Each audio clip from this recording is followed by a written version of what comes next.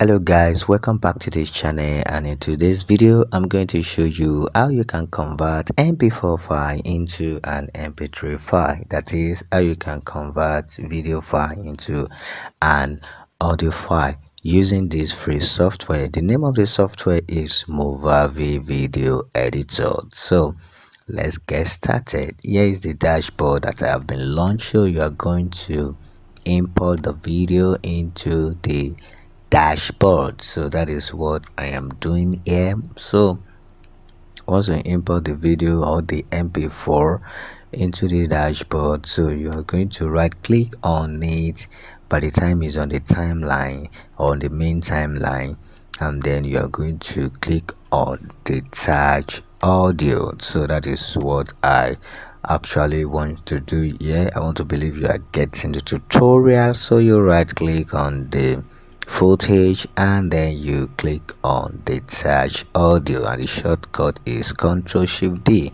and you will see the audio file at the music timeline. So you are going to delete the video, but you see, as I delete the video, both the video and the audio deleted simultaneously. Just press Ctrl+Z back. So let me give you the hint on how to do that. You are just going to move the video footage, just move it to the right, and then you make sure that they are not in line.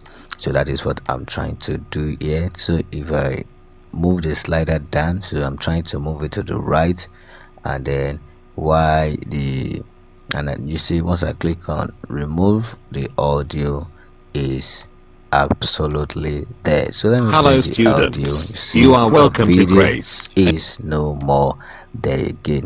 So this is how to convert. It's a quick tutorial. This is how to convert mp4 file to mp3 file. Then you go to export, and then once you click on export, you click on export to device, and then you have to do one setting, and then you're going to click on local, and then once you click on local, you can click on mp3. You can change the file name, you can change the file location.